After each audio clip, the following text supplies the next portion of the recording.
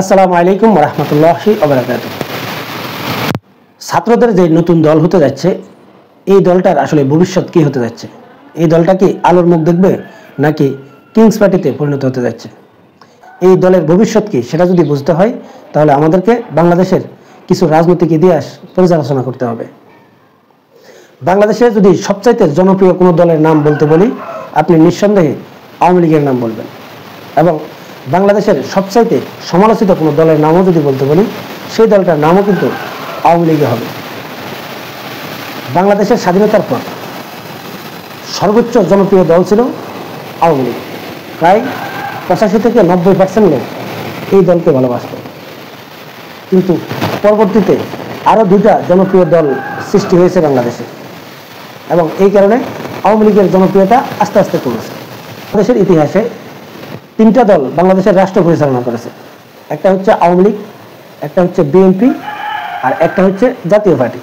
BNP এবং জাতীয় party এই দুটা দলকে বলা হয় যে ক্যান্টনমেন্ট থেকে সৃষ্ট,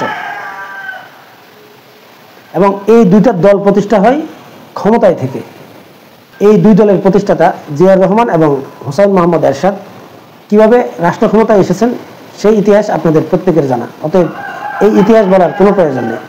কিন্তু তারা রাষ্ট্র ক্ষমতায় থেকে রাষ্ট্র পরিচালনা করার সময় তারা বাংলাদেশের সাধারণ মানুষের মন জয় করতে পেরেছেন।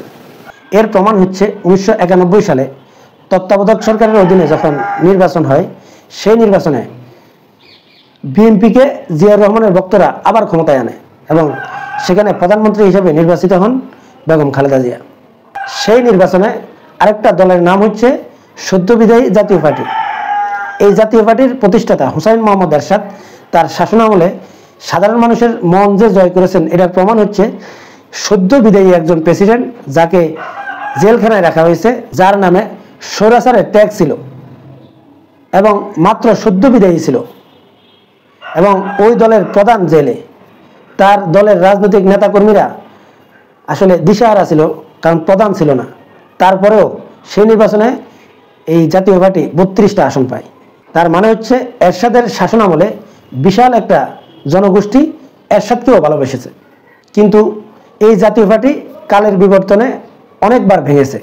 ভাঙতে ভাঙতে জাতীয় পার্টির বর্তমান অবস্থা এখন যে পজিশনে আছে, এই পজিশন নিয়ে অনেকের অনেক বিতর্ক থাকতে পারে, কিন্তু এই দলটাকেও এখনও অনেক মানুষ ভালোবাসে। এছাড়াও আওয়ামী লীগ এবং বিএনপিকেও ভাঙার অনেকবার চেষ্টা করা হয়েছিল, কিন্তু আওয়ামী লীগ এবং বিএনপিকে যতজন ভাঙতে চেয়েছিল তারা কিন্তু সফল হয়নি। বরঞ্চ যারা আওয়ামী লীগ বিএনপিকে ভাঙতে চেয়েছে তারাই রাজনীতি থেকে হারিয়ে গেছে। কিন্তু সর্বশেষ 1/11-এর সময় একটা প্ল্যান সাজানো হয়েছিল যে -2 ফর্মুলা, মানে আওয়ামী লীগ থেকে বঙ্গবন্ধু পরিবার এবং বিএনপি থেকে জিয়া পরিবারকে সরিয়ে আরেকটা নতুন একটা দলের আবির্ভাব ঘটাতে চেয়েছিল ফখরুদ্দিন এবং মঈনুদ্দিন সরকার। তারা মনে করেছিল সেনাবাহিনী থেকে যে দুইটা দল উঠেছে, একটা বিএনপি একটা জাতীয় পার্টি, তারা কিন্তু জনগণের আস্থা অর্জন করতে পেরেছে, অতএব তারাও পারবে। কিন্তু শেষ পর্যন্ত তারা ব্যর্থ হয়। এরপর আওয়ামী লীগ ক্ষমতায় চলে আসে এবং বিগত 16 বছর আওয়ামী লীগ কীভাবে রাষ্ট্র পরিচালনা করেছে এটা আপনাদের প্রত্যেকের জানা। এটা নিয়েও আলোচনা করার বিষয় নয়।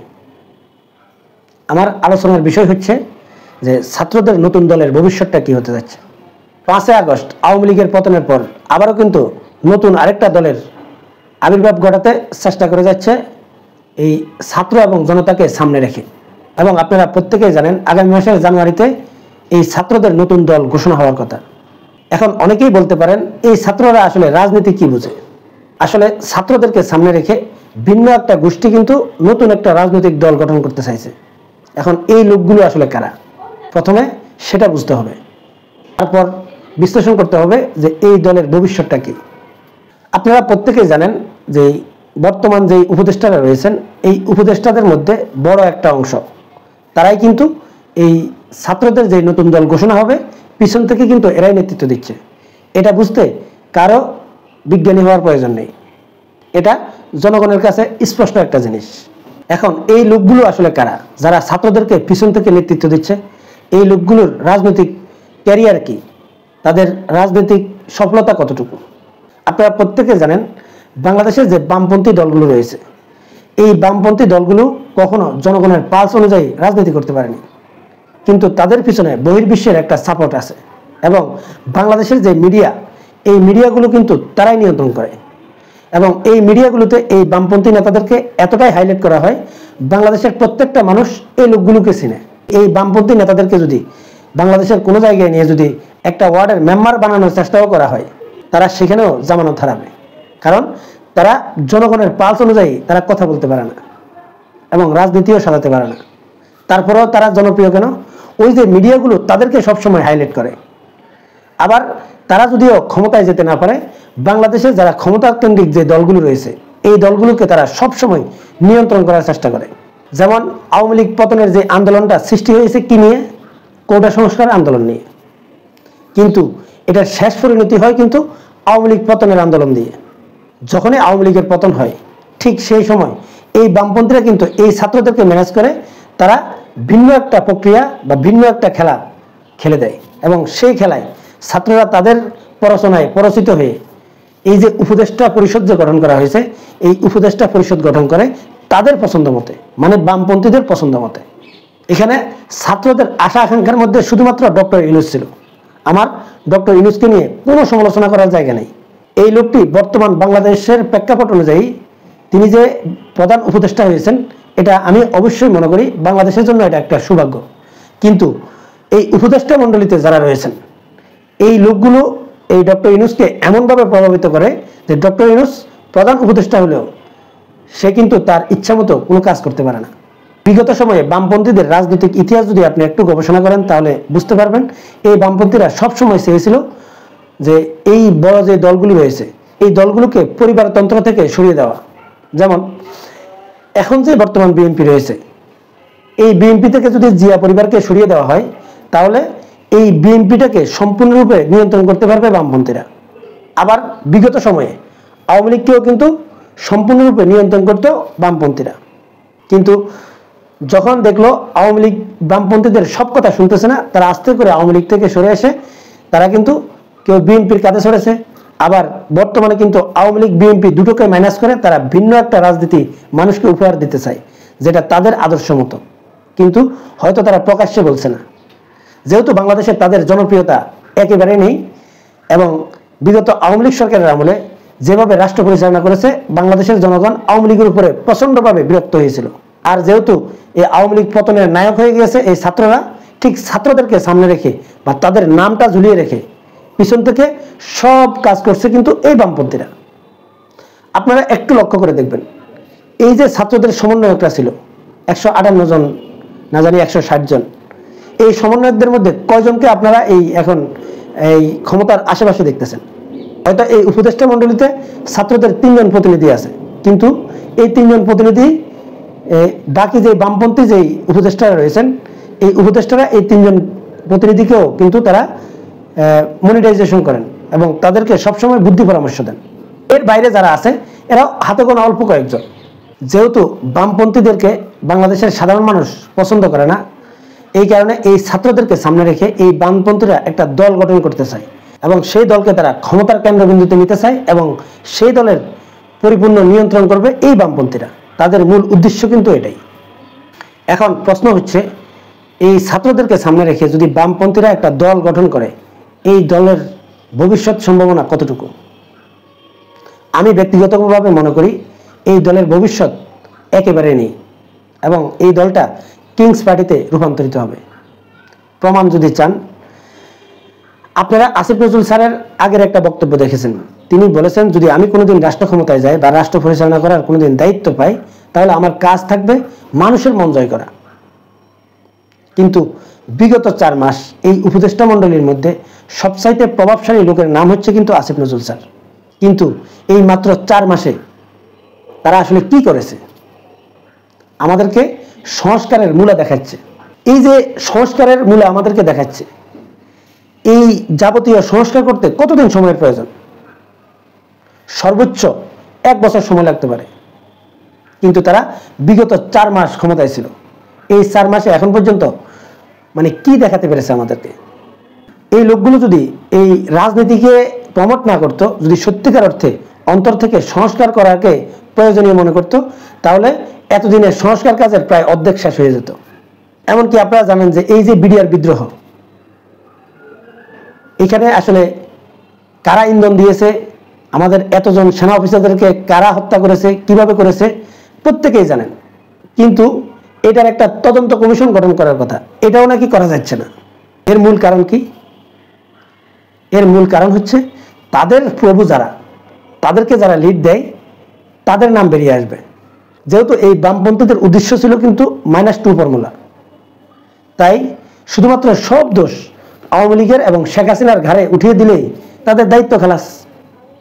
এখন শেখ হাসিনা বা আওয়ামী লীগ কি আমাদের দেশের জন্য মারাত্মক ধরনের হুমকি, নাকি আওয়ামী লীগ এবং শেখ হাসিনাকে ব্যবহার করে যারা আমাদের বাংলাদেশের এত বড় বড় ক্ষতি করেছে তাদের মুখোশ উন্মোচন করা জরুরি?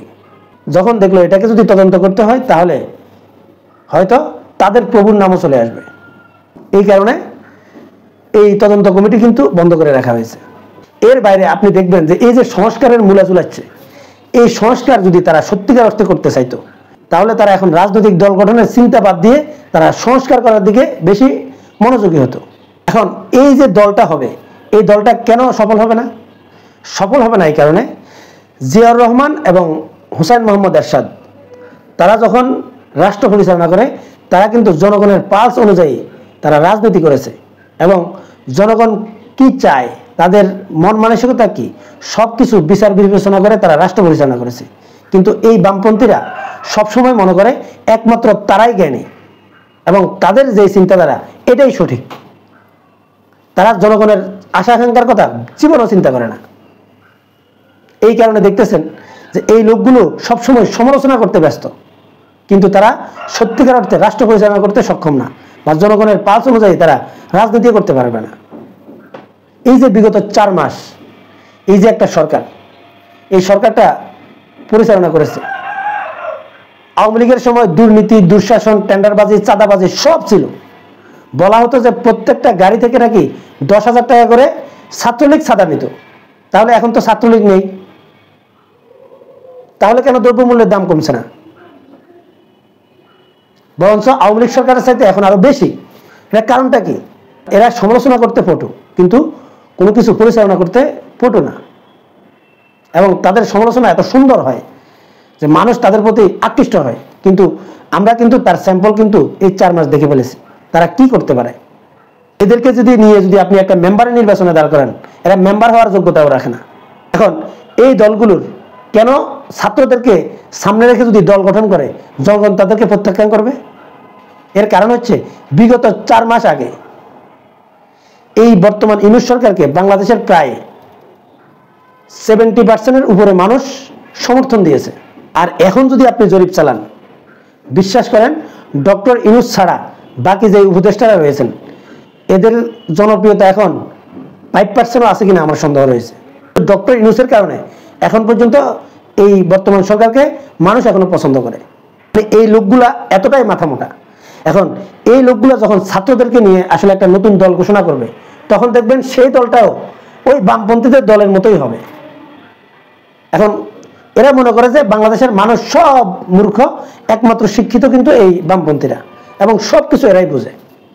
যখন আপনারা এই দলের নামটা সামনে দেখবেন অল্প কিছুদিনের মধ্যে এই দলের ভাঙন সৃষ্টি হবে। কারণ সব ছাত্ররা এই আন্দোলন করেছে, এই প্রত্যেকটা ছাত্র কিন্তু ইসলামী মূল্যবোধে বিশ্বাসী, এবং এই বামপন্থীরা যখন এই দলটা গঠন করবে এই ইসলামী মূল্যবোধে বিশ্বাসী লোকগুলোকে কিন্তু তারা খুব একটা সুযোগ দেবে না।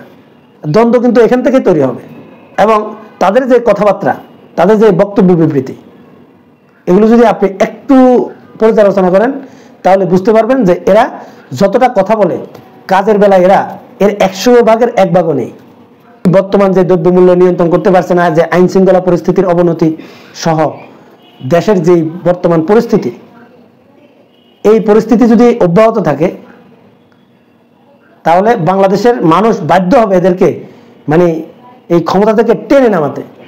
এই দলগুলো যদি পিছন থেকে যদি নেতৃত্ব দিয়ে একটা দল গঠন করে, সেই দলকে কোন মানুষগুলো সমর্থন করবে আমার মাথায় আসে না। এই দল গঠন করার জন্য এবং ক্ষমতার লোভে তারা আমাদেরকে যেই সংস্কারের মূল্য দেখাচ্ছে, শেষ পর্যন্ত এই সংস্কারগুলো করাও সম্ভব হবে না। কারণ এখন তারা শুধু পলিটিক্স নিয়ে ব্যস্ত। কি এর সংস্কার করবে এরা? যদি সংস্কার করতে এতদিন সময়ের প্রয়োজন নেই। মাত্র 1 বছরের ভিতরে সব সংস্কার করে নির্বাচন দিয়ে দেওয়া সম্ভব। এখন একটা লোকের যদি মনের মধ্যে যদি ভিন্ন কিছু থাকে, তখন সে যেই উদ্দেশ্য নিয়ে কাজ করে সেই উদ্দেশ্যটা সফল করতে পারে না। কারণ তার উদ্দেশ্য কিন্তু সংস্কার নয়, তার উদ্দেশ্য হচ্ছে নতুন দল তৈরি করা। সম্মানিত দর্শক, আপনারা কি মনে করেন ছাত্রদের যে নতুন দলটা হবে, এই দলের পিছনে যদি এই বামপন্থী লোকগুলো যদি থাকে, তাহলে সেই দলটা কি আসলে আলোর মুখ দেখবে বলে মনে হয়? আমার মনে হয় দেখবে না। আপনারা কি মনে করেন কমেন্টসে জানাবেন। আল্লাহ হাফেজ।